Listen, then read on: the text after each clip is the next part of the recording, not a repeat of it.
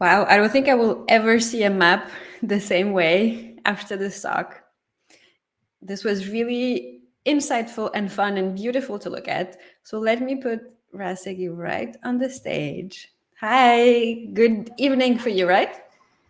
Yeah, it's afternoon. Yes, also sunny, but Bangalore is mostly Nice. sunny. Oh, lucky you. Lucky you. How are you doing today?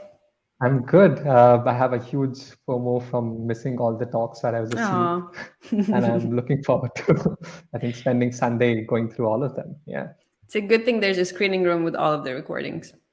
yeah. Who would have thought of that? Yeah, Sparkle is awesome. The platform is really, really, really cool. So there's been quite a bit of chatter in on Sparkle. Speaking of which, I don't know if you noticed, but people find it very inspiring and very fun and insightful. Before we get into Thank the you. audience questions, I was wondering if you could expand a bit on how did you start doing these schematic maps with your students? Where did the idea come from, and how long have you been doing this? Yeah, it's interesting because I haven't done a lot of schematic maps myself. And one of the things that I use in teaching is to do things that I wish I would have done myself.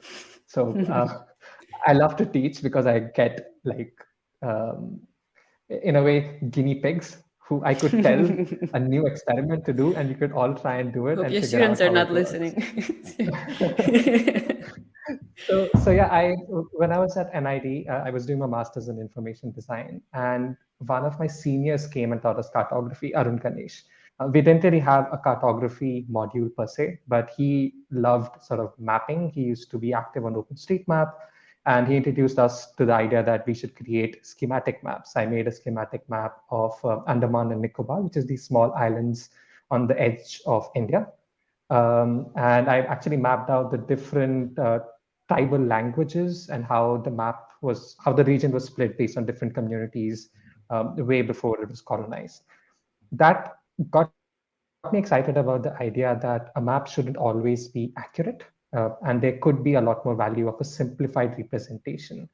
I worked at Mapbox for a bit, where apart from doing like really highly defined like digital maps, we used to do a lot of fun activities. And this just happened to connect when I moved, and I was really struggling to not talk about Pune with the Google map that I had in my hand. And this whole idea of schematic map just sort of fit in. I don't think this is the perfect use of a schematic map. I still feel the transport maps or the metro maps are an ideal use case for schematics because you're really sitting inside a metro. You don't really see everything outside. But I still find these simpler representation a great exercise for students, maybe to get started, especially in today's world of digital maps. Okay, super interesting. So there are a lot of questions still coming in, so let's jump right in. What is your favorite metaphor for schematic maps? I wish I had one simple metaphor. I thought the Nagpur orange. So there was one map which is circular, and I love the oranges from Nagpur. That's a specific city from where oranges are, I think, really popular in India. And I have never been to Nagpur, but I cannot wait to go to that city and then marvel at how it somewhat feels like an orange because a student decided to take that metaphor and make like an orange. And that I think is just in my head, I think forever. It's such a simple idea, but I think it worked very well.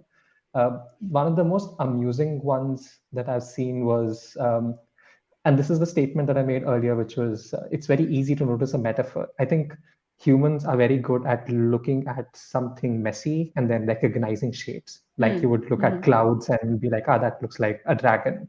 And so one of my students had once done a schematic map where they started noticing the shape of a tortoise. And they were like, I'm going to make a map where the shape is going to be a tortoise. And it was amusing because it was a village back up in north, had nothing to do with tortoises. And they were just hell bent on getting their city to look like a tortoise. So I find um, unrelated metaphors easy to catch, but the favorite ones are the ones that just click, like the Nagpur orange. That's just been fun. Okay, so you talked a little about testing the maps. Why do you think it's so important that maps are personal, that they should be personal? I think there is some balance that we need to still find in terms of maps as a personal expression and maps as an artifact that can be used by others. Uh, I think if we just make a map for ourselves, that works. But then the audience is essentially us, right? It doesn't need to be functional at all. Most of the maps in this exercise are still a design exercise of sort, right? They're still aimed at a particular kind of audience. In which case, we may sometimes abstract out the map too much. We may miss out on details like how to get to those places, and testing those aspects out is still valuable. We did not do extensive testing. I don't think we get enough time to do rigorous testing, which I would love maybe to find ways to do it now that the pandemic is sort of waning away. But I would love for people to go back to their hometowns, take these maps, talk to some of the people who fit their persona, their audience, and see if they resonate with the abstract shapes, the metaphors, etc. Which is why I think testing definitely adds some sort of feedback loop to it. So a sort of related question is, how would you decide when to prioritize the accuracy versus for the practical use of the map versus the emotional and storytelling aspect of it? Yeah, I think a lot of that depends on the first questions that you answer, which is the scale, the audience, and the purpose. Uh, I think being mindful of the fact that these are not navigation maps. So somebody's not going to open them up in a car and then try and figure out if the road is actually a curve or it has like specific turns. That helps. So setting that frees us from the constraint that we need to be very accurate. If I was making a map for a stranger to go to a city where they don't have access to any other digital map, then I would probably focus a lot more on accuracy, just because I want them to use the map on the field, right? So if it's a mountaineering trip or a hike and you don't have good Google Maps, then a schematic map may not be very helpful. It might just get you lost. So I think that balance works. Most of the maps in this exercise are at a city level where more accurate Google Maps exist for navigation. So I think we can be more abstract and simpler and make sort of abstract maps for them. Okay, so let's go big with the next question. Could we think of a solution that would allow people to integrate their schematic mental maps in a Google Map like platform? So, like a global map platform for schematic mental maps, where we could discover each other's creations. I Any love that thoughts? idea. I think that is incredibly amazing. I saw one animation, I think that was on Guardian, where they take the schematic map by Harry Beck and then they sort of animate it into a more accurate map of how the lines would fit if they were geographical. Um, that would be ideal if I could just magically take all of these schematic maps and then, on a click of a button, move them into how they are accurate on Google Maps. But before we can do that, I definitely like the idea of making like a collaborative map where you just move around the map and pick a city and you see all the schematic maps of it. I I think I'm going to take up the challenge and try and make something like this. This should be fun to do. Yes, Maybe the person who asked the question has some ideas as well. So feel free to reach yes, out to, please. to Rasagy and then you can collaborate on this. Okay, let's get a bit more pragmatic. There's people are always very curious on how do you actually do this. So one of the questions is, what tools do you typically use to create such maps? I think this is the part that I find most freeing, that this particular exercise doesn't need a particular GIS tool. So because you are abstracting out the map, you could use it on any tool that you're familiar with. Currently, most of these exercises are done at design schools. So the design students are either familiar with Illustrator or with Figma or Adobe XD. So they generally pick one of these three. All three of them are vector tools. So it makes it easier for them to make like curves and then simplify them or tweak them. Unlike Photoshop or even Procreate, where if you make a curve, then it becomes pixels. But beyond that, I think it's completely up to you. I think tool is not a restriction here. Some of the other exercises like making this interactive would require you to maybe use a mapping platform, and then skewing it might become harder. So the other exercises that I do are on Mapbox, partially because I work there, but there are also students who do this on ArcGIS QGIS to do thematic maps, pretty much like the talk that Kenneth gave earlier, I think yesterday, today. Depending on where So you are, yeah, yeah. depending on where you are. But most of the schematic maps are easy on any design tool that allows you to make like vectors. Okay. So if I've never created a schematic map, and if I wanted to create one after your talk, and I think I'm not the only one, there are a lot of people in the audience who are going to want to do the same. Where do I get started? What would be your tip to say this is where you start and then you take it from there in terms of both thinking and design skills? I think, like anything in design, the first step is to build good taste, and then the second is to struggle till you get to that. Easy one. Just build Yeah, good taste. yeah.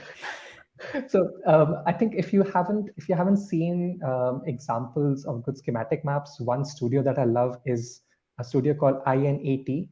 I'm not sure how to pronounce it. INAT. I'll drop a link in the chat. In the They talk do notes, okay? Let's add in the all of talk those notes as links in well. the talk Yes. notes. Yeah. Thanks. It's amazing because they've done schematic maps of like transit maps, so metro maps of most of the cities, and they are amazing at abstracting out in geometrical shapes. So that might be one place to get started. The other place that I would focus on is just building good cartography design skills, right? And I think that's also mix of good taste. So I generally spend time looking through David Ramsey's map collection, which is this humongous collection with maps that are scanned. There's also people who do really good writing about design details. So one of my favorite is Justin Urban, who compares like Google Maps and Apple Map design, and sort of does this come like before after views of them, and all of those get you maybe excited about small design details. Beyond that, feel free to reach out to me, and I'm happy to like share specific examples if you need anything. Yeah. Okay, so let's see if we can add some links and notes in the talk documents so that everyone can have them for posterity. Oh, sure, I'll do that. So still on the practical side of things, what are some of the challenges that your students face when they try to create schematic maps? I think the first challenge is the aversion to make a mental model map. It is it is scary to not see an actual map, but then try and make it. And a lot of times, students feel that they need to do something well and good because the mind of like grades, etc., sometimes maybe pressurizes them. So I think that is the first step, and that's sometimes harder to just make something that is not accurate. The second is finding a good map to trace from. Ideally, I don't recommend using Google Maps to trace. While it's a student exercise, Google Maps data is proprietary and you shouldn't be tracing from it. So if you want to rely on a project like OpenStreetMap, which has slightly more liberal license, you still depend on volunteers who may or may not have traced your hometown. In India, especially, major cities are well traced on OSM, but other smaller areas aren't. So that sometimes becomes an issue.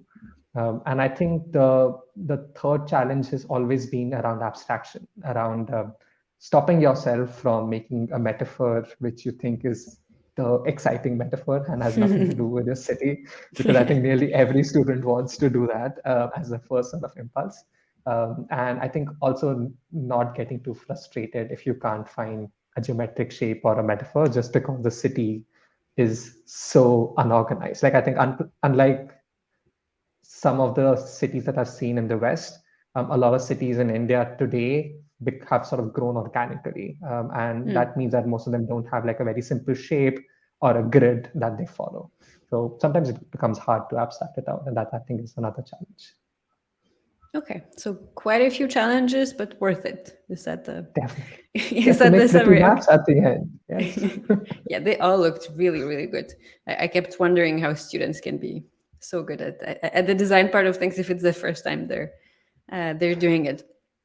So, are there any lessons that you learned from this experience that you took back to your information design practice? I think the biggest sort of lesson that I've taken is the value of creating artifacts about us, about our own experiences, in a world where a better, more accurate artifact might already exist. I think I've struggled a lot in terms of like doing a visualization of a data set that somebody else has already done. And it took me quite a bit of time to, I think, find value in doing something which somebody else might have already made. And I find doing personal data visualization is definitely a new way to look at a world. So I try and take out some of my time to just do fun experiments. I think Gurman's talk reminded me of a lot of photo viz experiments that I've never posted. So I'm going to try and like Oh, polish cool. them and So cool. share those. And yeah, I think that's been the biggest, I think, fun part of doing these experiments with students. Yeah. I imagine it gets your creativity going, and then it probably enhances your processing even when you work for clients Yeah. and stuff. I'm really glad of like this idea of teaching. It just fuels my creativity. It also kept me going during the pandemic. I think I struggled quite a bit with just like stress and anxiety, being Of away course. from like the loved ones. And I think just having a bunch of students to talk to, also do like creative stuff, get excited about, was also sort of feeding on that energy and sharing that energy. That was also very nice. Yeah, very important. What city would you like to map outside of India? Ooh, I so I've spent a bit of time in Washington D.C. and amongst US, that seems to be my favorite city, partially because of the museum mall area. It has like this huge area with a bunch of museums, and I would spend like weekends there. What I found interesting was that city has a very nice grid, and then there is a river that just like completely ignores all of that grid, or well, humans and nature, right? So Fair enough. I find that to be really beautiful, and I think that's been something that I want to do a good schematic map of one day. I've also always enjoyed doing like 3D maps of New York. It might be because of all the Spider-Man movies that would show like a city like New York and like tall buildings. And I someday I want to do like a good 3D map of New York as well. Okay, so I'm going to put you on the spot a little bit. So going back to your idea of Washington D.C., you mentioned the grid. Do you already have the metaphor in mind that you would use? I don't know. I don't think um, I don't think I can. It's very hard. Yeah, you definitely did put me on spot. I don't think I have a very strong metaphor. Already, for me, one of the things that I find interesting in Washington D.C. is that radialness that comes out. And so I'm not sure if it is if some form of a sunrise or a sunset is a good metaphor, considering the political situation, and all the other aspects of it. So yeah, depending on which side you think about it, it could be like a rise or a sunset of different aspects that you could bring in. The reason I was asking it is not necessarily to make life difficult for you, although that's a little fun. It's because in data visualization we do talk about metaphors a lot. So be it maps or not maps, just data vis to bring it sort of closer to people and make it personal, just like your maps. And I think Yeah, it's often difficult to find that metaphor and then implement it because it requires quite some design skills. Okay, so yeah. we'll In this get. case specifically, sorry, Sorry, in go this case ahead. Go no, specifically, go you ahead. would, Go ahead. yeah, you would pick the metaphor once you have traced or made the mental model, right? I Okay. think it's much harder to go ahead with one metaphor and then realize that the city is just not structured that way, and then try and force fit like all the roads in the cities to work on the metaphor. So I think metaphor spotting happens at the abstraction stage. So you Okay. still not, you should avoid coming with a bunch of metaphors that you really want to look for, and yeah, let the map show it to you. Okay. Very cool. So that's all the time we have for the Q&A. Is there a place where we can see all of the maps at once, apart for your talk, or Uh, that's I'm it? I'm going to make the slides available. I'm Okay. also slowly uploading all the things on my website. So I'll drop a Nice. link to like a tag that gets you only the schematic map Okay. Great. posts, and I'll put them all on the Google Doc. I hope that's the All best way to right. look for it. Yes, that's the perfect way to do it. Well, thank you so much. It was so great having you. I wish we had the rest of the day to chat, but we do have to go to the next speaker. So thanks so much and enjoy watching all of the other talks. Thank you so Bye. much. See you, everyone.